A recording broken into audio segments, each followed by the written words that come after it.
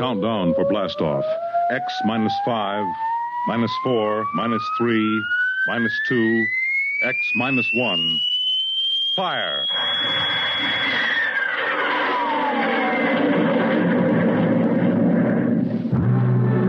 From the far horizons of the unknown come transcribed tales of new dimensions in time and space. These are stories of the future. Adventures in which you'll live in 1,000,000 could-be years, on 1,000 maybe worlds. The National Broadcasting Company presents X minus 1.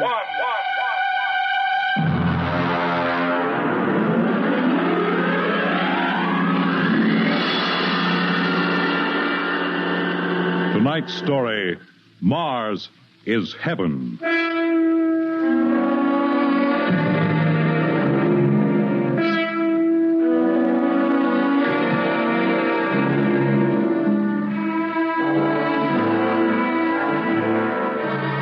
When the first space rocket lands on Mars, what will we find?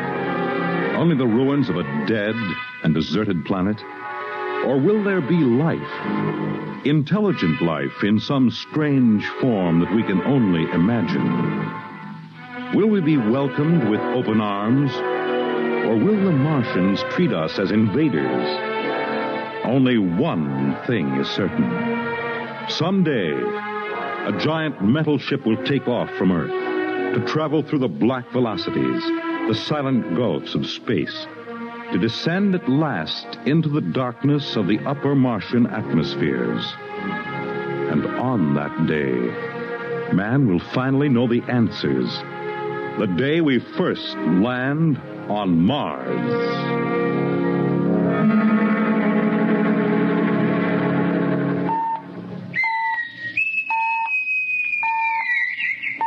Now hear this. Now hear this.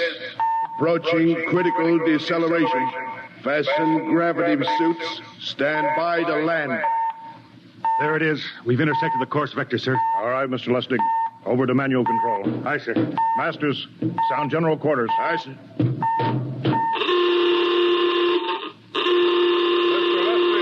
What do you make of the terrain? There seems to be a heavy ground, Miss Captain. We won't be able to use the infrared lights. And we'll have to come in on radar. Isn't that a little risky, sir?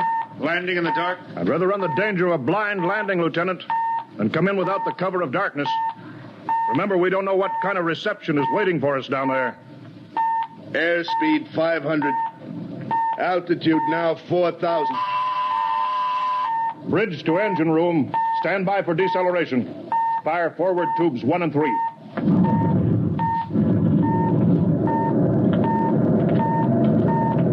Steady as she goes, Mr. Lustig. As she goes, sir. Airspeed 100. Altitude 1,000. Radar indicates a level stretch dead ahead, sir. Skids down. Skids check. Altitude 500. 4. 350. 3. Up a point now. All right. Let's set her down.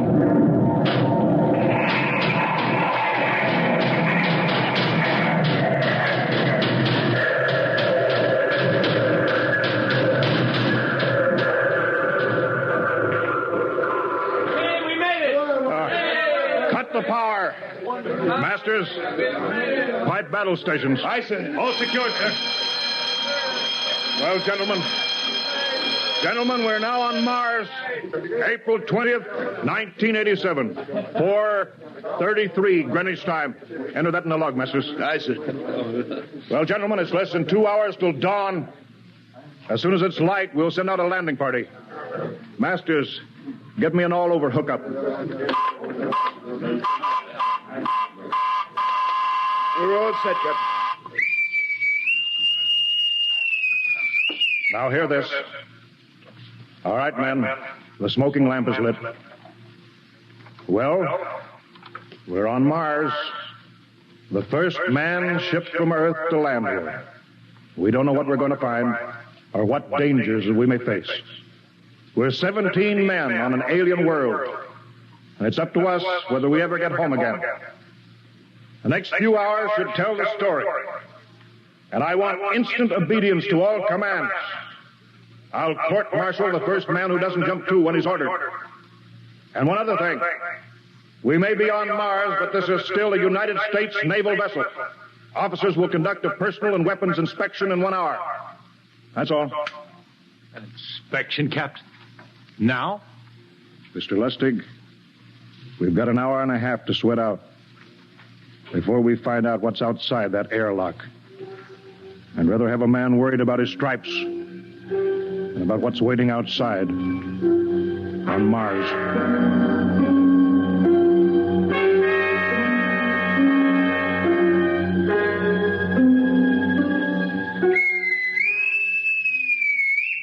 Now hear this. Landing party report to forward airlock. Captain Black, Lieutenant Hingston, Lieutenant Lustig, and Dr. Horst report immediately to forward airlock. There's now landing time -5. Well, they're paging us. You ready, Dr. Horst? Yes, Mr. Lustig.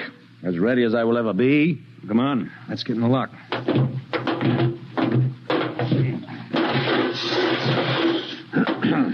Hingston, Lustig, and Horst reporting in the airlock. Very well, sir. The captain will join you. 4 minutes to go. At least the captain would get here. What difference does it make? I just want to get it over with, that's all. Anybody got a cigarette? Yeah, I think you're smoking too much, Lieutenant Lustig. Are you nervous? I offer you, Horst. Wondering what's hidden outside underneath that ground mist? I've been giving it some thought. It'll be very interesting to find out. A very unusual planet, Mars. Why? It has an atmosphere. A wonderful thing, an atmosphere. Where you find one, you find life. You mean Martians? What do you think they'll look like? Who knows? Intelligent life can take many forms. You mean they may have green skins and eyes on stalks or something? The comic book conception is possible, of course. Or they may have developed far beyond us. Perhaps they have a science that can produce weapons far more dangerous than our atomic missiles. You think we may have to fight our way up? After all, we are invaders. Now hear this. Landing time -2.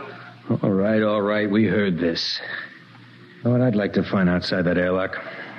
Good old Illinois. Ever been there, Lustig? Only Chicago. Well, you ought to see my hometown. Green lawns, big white houses. Sounds like my hometown. My grandmother used to have one of those iron deer on the lawn. Every Halloween, we'd paint another color. One time, we painted it black and white like a Holstein cow. Where does your family live, Dr. Horst? I have no family. When I was a child, they were gassed to death in the Dachau concentration camp. Tough. No, it has its advantages. I have no ties on Earth. Nothing to lose now. I imagine I'm the only one on board who is free to enjoy our present peculiar position. All right, Masters, you can button it up now. Aye, sir. Well, gentlemen, check your sidearms. In 1 minute, we'll be the first men to set foot on Mars. Quite an honor, eh? As long as the medals are not rewarded posthumously. Still uneasy, Dr. Horst? Captain Black, I've been uneasy ever since I can remember. On Earth and on Mars. Well, 30 seconds. Give me the intercom phone, Lustig. Yes, sir. Masters? Aye, sir. Battle stations are to be manned until we return. If we're not back in 2 hours, I want no rescue party sent out. Blast off and save the ship, you understand? Aye, sir. All right. 5 seconds.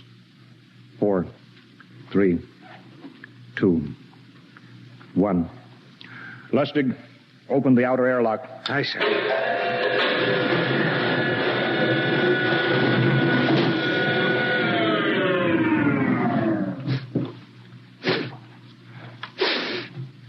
It's fresh air. Let's go. All right, now, take it easy. It's too dark to move fast. Quiet, isn't it? Not even a wind. Can't see anything from this ground mist. Quiet. We don't know what's out here. All right, come on. What the quiet? I can swear that sounds like a rooster. I don't hear it anymore. Very homely but unlikely sound. A rooster crowing on Mars? Hingston. Aye, sir. Set that machine gun 25 yards to the flank. We'll stay here till the ground mist lifts. Aye, sir. What do you make of the ground, Horse? Grass. Plain grass. You can see some large foliage there where the mist's thinned out. What the? Hingston, hold your fire, you fool! I hit it, Captain. What? Some kind of wild animal. I hit it. I could see the tracers, but it's still standing. Come on, Horst. Doctor, where are you? Up ahead, admiring the wild animal. Careful, Horst. Wait for us. Don't worry, Captain. It's an iron deer. A lawn ornament. Well, that's impossible. It's hollow. Interesting, isn't it? A whitewashed Victorian iron deer sitting on a lawn in the middle of Mars. I don't understand. Look around. The mist's lifting. Hey, Captain, look there. It's a house, a regular old-fashioned house. But, sir, on Mars. Good Lord. I haven't seen carved scrolls and gingerbread like that in years. Look at that port swing. The geraniums. There. I told you it was a rooster, Captain. Give me the glasses, Lustig. I want to take a look through that front window. Well, there's an upright piano. Some sheet music on it. Lustig, it's beautiful Ohio. Oh, it can't be, sir. Horst, do you think that civilization of two planets could be identical? I don't know. That specific variety of geraniums is only 50 years old on Earth. Is it logical that they should develop in Mars? How about that porch swing and the piano and beautiful Ohio? Why, it's impossible. Captain Black, this looks like the town I was born in. Well, it looks like my hometown, too. I thought of something, sir. It's the only solution. Maybe we're not the first ship to reach Mars from Earth. Don't be ridiculous, Lustig. Oh, how else can you explain it? Suppose some scientists got together. They invented some spaceship and planted a colony here. That's the only answer. That's impossible, Lustig. Been space travel, it couldn't be secret. Do you have any idea what ships cost, what industrial power is needed? No, there's got to be some logical reason. I think perhaps we might find out, Captain. The light just went on in that house. Kingston, cover that door with the machine gun. Aye, sir. All right, come on, Horst. We're going to ring that doorbell. There's got to be a scientific answer to all this.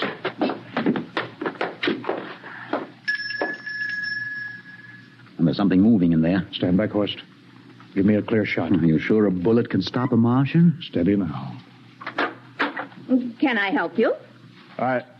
Will we... If you're selling anything, it's much too early. No, wait just a minute. What town is this? What do you mean? Are you census takers? No. We're strangers here. We want to know how this town got here. Is this a game? No, it's not a game.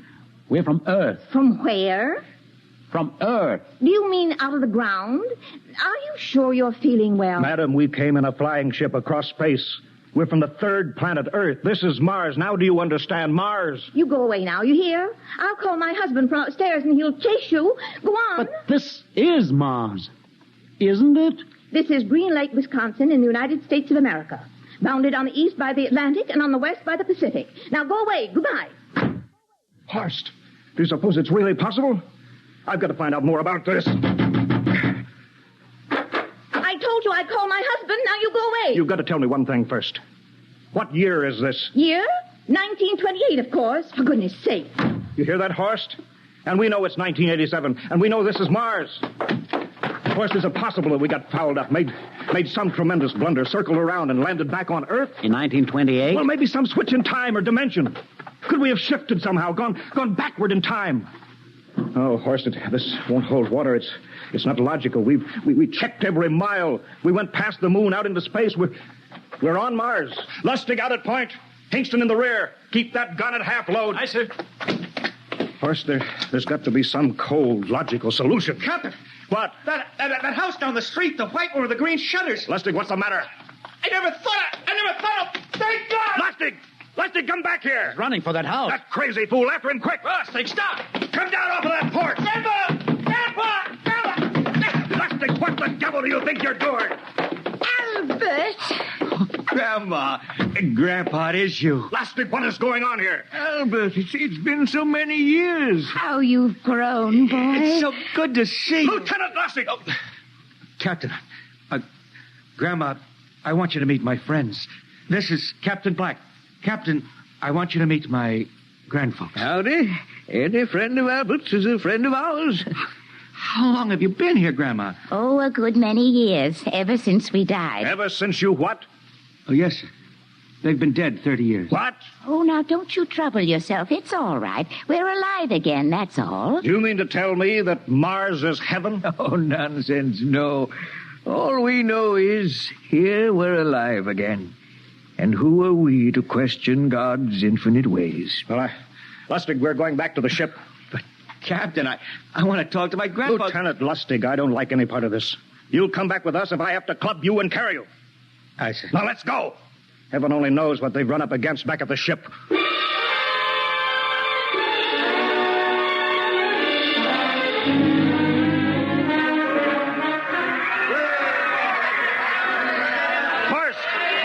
Crowd around the ship. Looks like we're being welcomed with a celebration, Captain. Celebration? They've abandoned ship. Every port is open. No guard set. You masters! Hiya, Captain.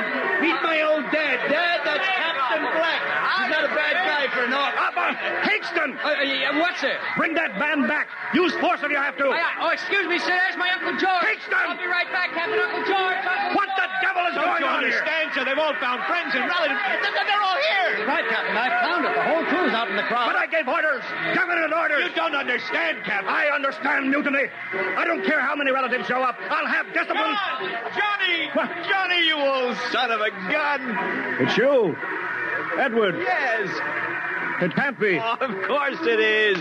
Johnny, Ed. you old... Ed. Dr. Horst. This is my brother, Edward. How do you do? Hello, sir. It's wonderful to see you, Edward. Look, I've got to get back to my ship. Oh, Johnny, wait. I almost forgot. Mom's waiting at home. Mom? Yeah, and Dad, too. Mom and Dad are alive? Then you're real, Ed. Well, of course. Don't I feel real? How's that, huh? Why, Ed! We've got lunch for you, Johnny.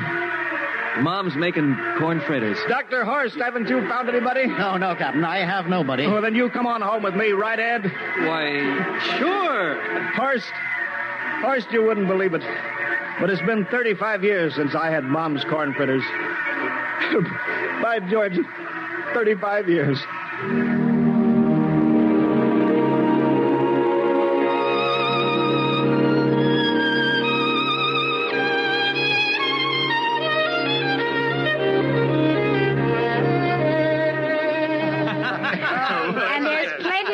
Kitchen, so don't hold back, Johnny. You too, Dr. Horst. Well, Johnny, you're still in the Navy, eh? That's right, Dad. I'm in command of the ship. We're an old Navy family, Dr. Horst. All three of our boys in the service. Yeah, Ed was the best pilot in the Pacific, too. What did happen, Ed? What's the difference? I'm here now. Yeah, but... You know, it's almost perfect. All we're missing is your brother, Will. Then the whole family could be together. Well, it won't be long, Mom. Will's in charge of the XR-54. Next rocket coming out to Mars. Oh. Well, little Will. When does he leave, Johnny? Well, the takeoff's scheduled for September, but it depends on what we report. Oh, yeah. There's no question about that now, huh? No. Christmas together again. That'll be something. Sure will, yes, sirree. Well, this calls for a celebration. How about a little of the old dandelion wine, eh, Johnny? Now, Father, don't you go giving Johnny too much wine. He's a big boy now, Mother. Well, sir, isn't everything just fine? Just fine.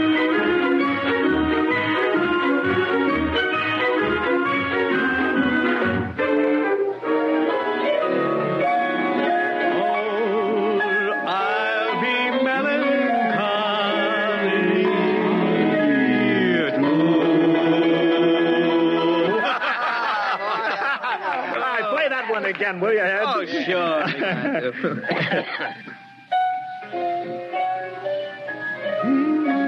Well, Dr. Horst, what are you doing sitting over here alone? What do you think of my little family? Very nice. You know, I can't understand why you didn't find any folks here, Dr. Horst. It's just a shame everybody else is so happy. Well, I never remembered my family, Mrs. Black. All I know is they were gassed at Dachau during the Second World War. When I was liberated, I was in delirium 3 months. I cannot remember anything before then. A psychiatric phenomena. Well, that's terrible. Isn't there anything anybody can do? I don't want to remember. I have not had a pleasant life. I prefer to be free of emotional entanglements. They interfere with a scientific approach. Oh, I'm sorry, Dr. Horst. Oh, I'll get it. That's our ring, long and 3 shorts. I remember that. Well, maybe we'd better call it a night. You must be getting tired, Johnny. I'd better be going back to the ship. Nonsense. You stay the night. We insist. I just couldn't rest thinking of you all alone on that ship. I'll be all right. Well, good night. Oh, wait a minute, Dr. Horst. That phone message was for you. Me? Yes, that's right. A message from Anna. Anna? I don't... Well, there, she must be an old friend. Isn't that nice? I don't...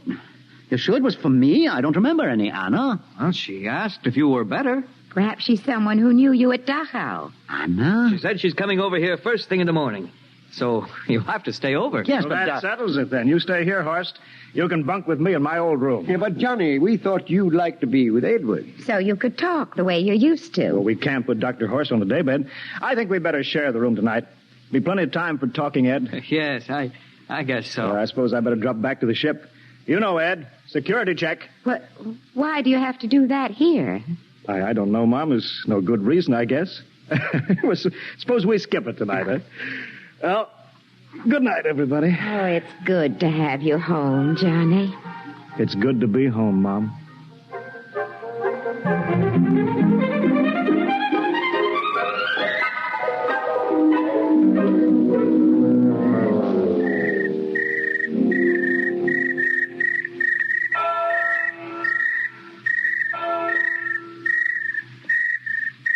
Captain Black. Hmm? You asleep? No, I've been thinking about what we were expecting. Green-skinned Martians. All the time there was only Mom and Dad and Edward waiting. That's funny what tricks your imagination can play on you. Well, I guess Mars is heaven, Horst. You know, I've been thinking about Martians, too. Captain, just suppose there were Martians, and they saw us land, and suppose they thought of us as invaders. What would be the best weapon they could use against our atom bombs, huh? I don't see what you're getting at. They would want to disarm us first, huh? To wipe out all suspicion, to make us feel at home. Captain, suppose this house isn't real.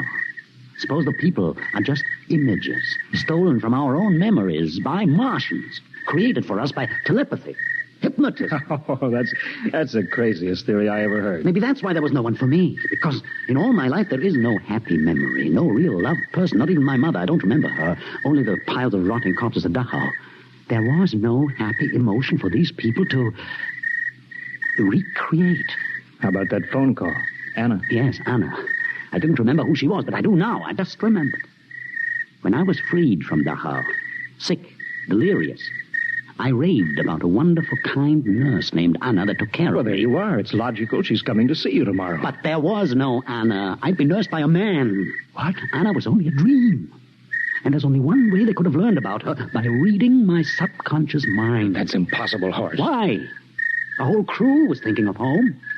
Suppose the Martians read our minds. Yes, but if there are Martians... If there are, they have us separated.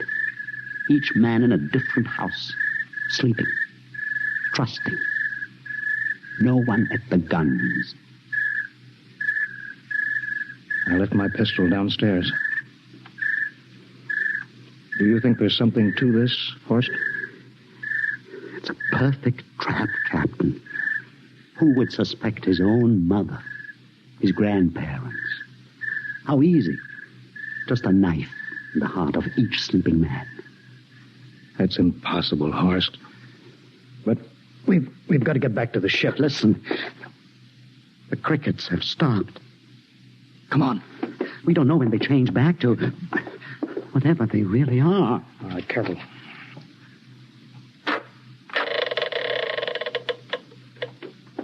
Where are you going, John? Ed, we wanted a drink of water. That's all, Ed. You're not thirsty, John.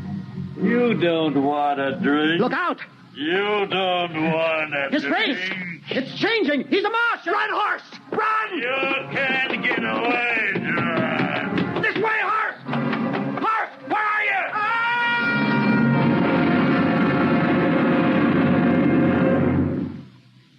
Hello! Can you hear me, Earth? This is Captain John Black, the XR-53 calling from Mars. I've locked myself in the ship, but they've crippled it. I can't take off or fire the guns, and they're coming for me now, the Martians. I'm all alone here. All the rest are dead. Hinkston, Lustig, Dr. Horst. Poor Horst, he didn't even reach the door. Listen! They're trying to break through the hull. Edward and Mom and Dad and all the folks. But they're changing now. They're melting and changing back into... They're Martians. Can you understand? Martians, not men. They made us think that Mars was heaven and we fell into the trap. Can you hear me, Earth? You've got to stop the next rocket.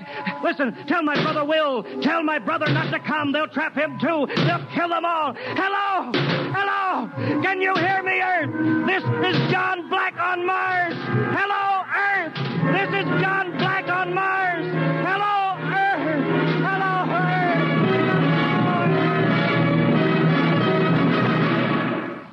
Tonight, X-1 has brought you the science fiction classic, Mars is Heaven, written by Ray Bradbury and adapted for radio by Ernest Kenoy. Featured in the cast were Wendell Holmes as Captain Black and Peter Capell as Dr. Horst, with Bill Zuckert as Masters, Bill Lipton as Hingston, Margaret Berlin as the old lady, Bill Griffiths as Edward, Ken Williams as Lustig, Ethel Everett as Mom, and Edwin Jerome as Dad. Your announcer, Fred Collins. X-1 was directed by Fred Way and is a transcribed NBC Radio Network production.